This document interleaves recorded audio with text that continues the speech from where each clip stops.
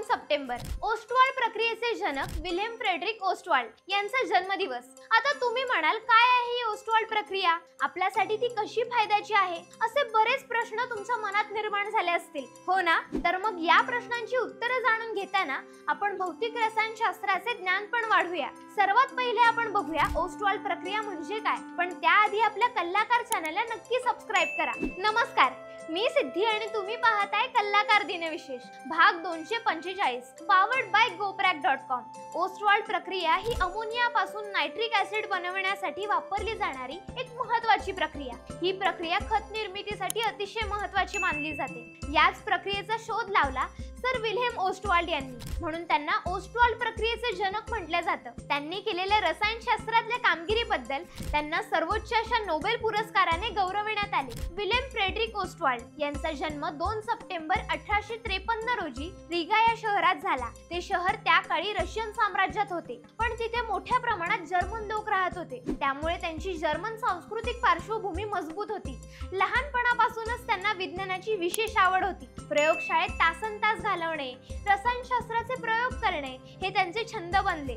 Ostwald यांनी Riga polytechnic institute मध्ये शिक्षण घेऊन रसायनशास्त्रात PhD मिळवली। सुरुवातीला त्यांनी शिक्षक म्हणून काम सुरू केले, पण त्यांचा कल संशोधनाकडे जास्त होता। 1887 साली त्यांची निवड जर्मनीतल्या लिप्सिक विद्यापीठात प्राध्यापक म्हणून झाली। तिथे त्यांनी भौतिक रसायनशास्त्र हा नवा विषय व्यवस्थित अभ्यासक्रमामध्ये आणला। त्या काळी रसायनशास्त्र वेगळं आणि भौतिकशास्त्र वेगळं मानलं जायचं, पण ओस्टवाल्ड यांनी दोन्हींचा संगम करून भौतिक रसायनशास्त्र या नवीन शाखेला जन्म दिला। ओस्टवाल्ड यांचे संशोधन 3 मुख्य गोष्टींवर केंद्रित होते।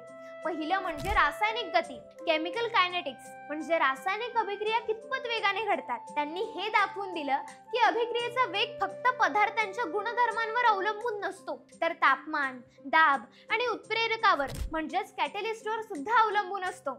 दुसरं, रासायनिक संतुलन, केमिकल इक्विलिब्रियम। कोणतीही रासायनिक प्रक्रिया एका मर्यादेनंतर थांबत नाही, तर ती आवक जावक अशा संतुलित स्थितीत पोहोचते। हे संतुलन कसे तयार होते याचे त्यांनी गणिती स्वरूपात स्पष्टीकरण केले। तिसरं, उत्प्रेरण, कॅटलायसिस। अभिक्रियेचा वेग वाढवण्यासाठी वापरलं जाणारं उत्प्रेरक हे खरं तर अभिक्रियेत वापरलं जात नाही, ते केवळ वेग वाढवतात, हे सिद्ध करणारे ओस्टवाल्ड होते। विल्हेम ओस्टवाल्ड यांच्या संशोधनाचा वापर औद्योगिक क्षेत्रातही झाला। त्यांनी विकसित केलेल्या ओस्टवाल्ड प्रक्रियेमुळे जगभरातील शेती उत्पादनात मोठा फायदा झाला। त्यांच्या या अमूल्य योगदानामुळे त्यांना 1909 मध्ये रसायनशास्त्रातील नोबेल पारितोषिक देण्यात आलं।